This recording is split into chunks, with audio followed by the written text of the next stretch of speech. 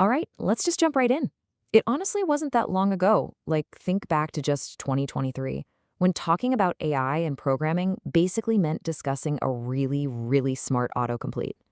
You know the drill, type a few lines of boilerplate, hit tab, and kind of marvel when it magically finished your function. Well, fast forward to where we sit right now in 2026, and the landscape has completely radically shifted. The speed of this transition is frankly staggering. We are no longer dealing with glorified typing assistants. We're talking about fully capable autonomous agents.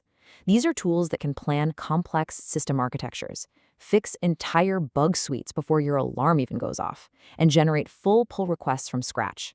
And right at the absolute center of this massive evolution are two true heavyweights, Anthropic's Claude Code and OpenAI's Codex. So here's the million-dollar question. With all these crazy advancements, which AI should you actually be building with right now? And what's really fascinating here is that the answer isn't about figuring out which one is objectively better or which one writes cleaner syntax in a vacuum. It's actually entirely about which tool fits your specific day-to-day workflow. Because as we're about to see, these two powerhouses are operating on fundamentally different philosophies of what an AI software engineer should even be. Here is the roadmap for today's explainer. First, we'll look at the AI coding showdown. Then, Claude, the interactive architect, followed by Codex, the autonomous employee. Next up is the ultimate power move, then the shift to loop engineering, and finally, which will you choose? Okay, Section 1, the AI coding showdown. Let's lay down the groundwork. The battle lines between these two are drawn by incredibly clear, totally opposing philosophies. On one side, we have Claude Code. Anthropic built this to be a terminal-first, highly interactive agent. You drop it directly into your local code base, and it brings this incredible deep reasoning to the table. Devs constantly say it feels exactly like pair programming with a senior engineer who just happens to know your entire repo by heart. Then, on the other side, we have OpenAI Codex. OpenAI completely pivoted this tool to be a cloud-first, autonomous background agent. It's built for parallel execution. It literally doesn't want to chat with you in the terminal. It wants to be integrated into your GitHub, run in a cloud sandbox, and just get the job done while you go do something else. If you take away just one concept from the beginning of our deep dive, let it be this. Claude Code is essentially looking at you and saying, hey, let's build this together. It wants your input. It thrives on collaboration, and it loves a good back-and-forth conversation.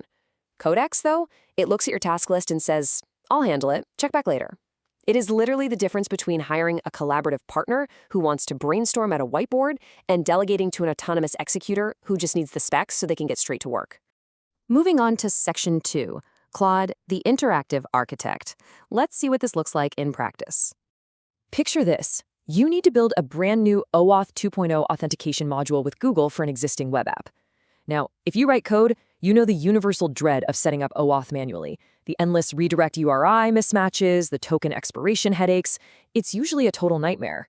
With Claude, you start with step 1, initialize and prompt, right there in your root terminal. You just ask it to analyze your current codebase structure and propose a plan. Step 2 is plan and review. Claude actually reads your entire massive repository. It finds exactly where the auth logic should go, maps your dependencies, and hands you a structured plan. And here's where that senior engineer vibe really kicks in. You review the plan, notice it shows a library you aren't a fan of, and you push back. You say, actually, no, let's use this other library instead. And it instantly adapts. You refine the architecture together. Then, step 3, implement. You give the green light, and Claude generates the whole shebang. Route handlers, session management, even the front-end login buttons, all perfectly matched to your existing code style because it has the full context of your local machine. Finally, step 4, fix bugs. If you spot an error in a callback handler, you just paste the error trace right into the terminal. Claude diagnoses the root cause, explains it in plain English, and patches it immediately without breaking the rest of your app. It's a tight, highly guided, and super efficient feedback loop that takes a painful task and turns it into a true collaboration. All right, Section 3, Codex, the autonomous employee. Let's completely shift gears here. What happens when you have a totally different kind of task? Let's say you're staring down a massive, messy legacy codebase. You know exactly the kind I mean. Zero test coverage, known bugs lurking in the shadows, and you simply do not have the time or the sanity to manually comb through thousands of lines of spaghetti code. This is exactly where Codex shines. Step 1, you connect Codex directly to your GitHub repo. Step 2, you prompt the task. You give it a really clear directive, like write comprehensive unit tests for these 3 legacy modules, fix any obvious null pointer exceptions, and open a pull request when you're done.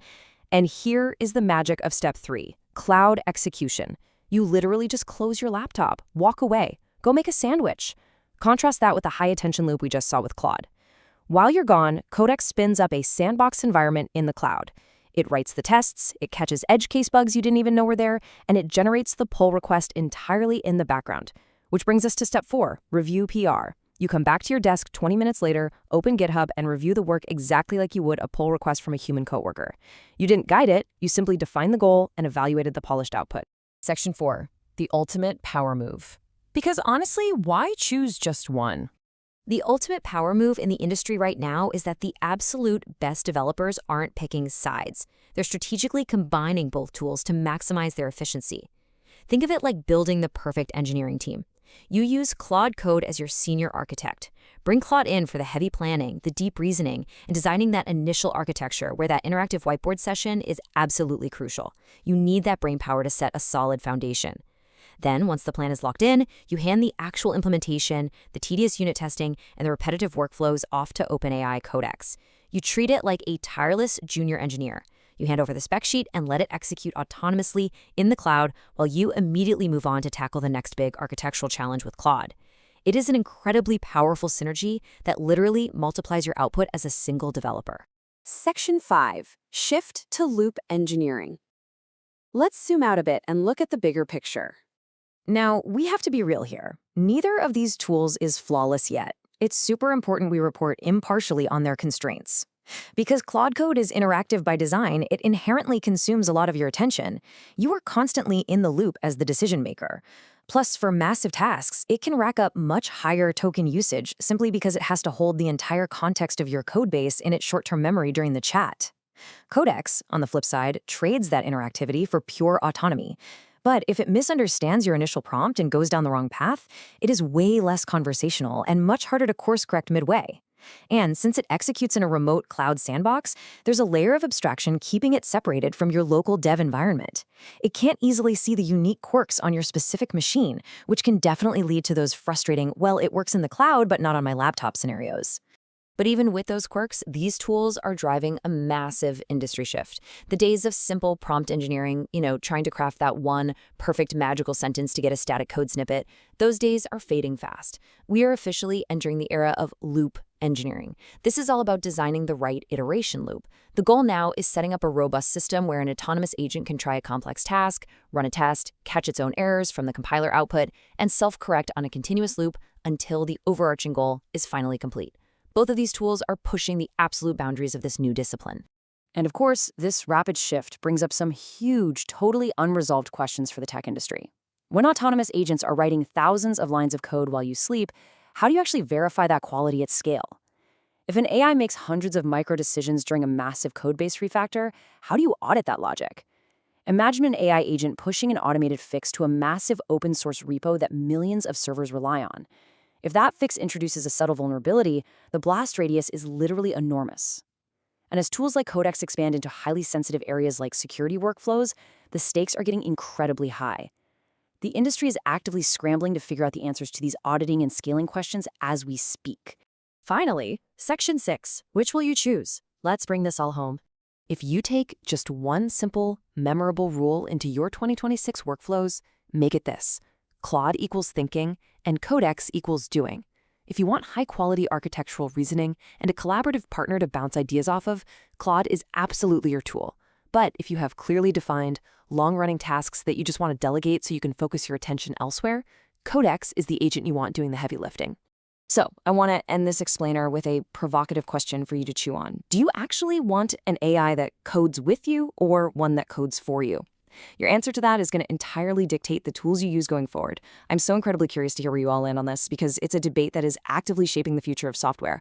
Please be sure to like, share, and subscribe, please, and drop a comment in comment box below with your answer. I read every single one of them. Thanks for hanging out with me on this deep dive, and I will see you in the next explainer.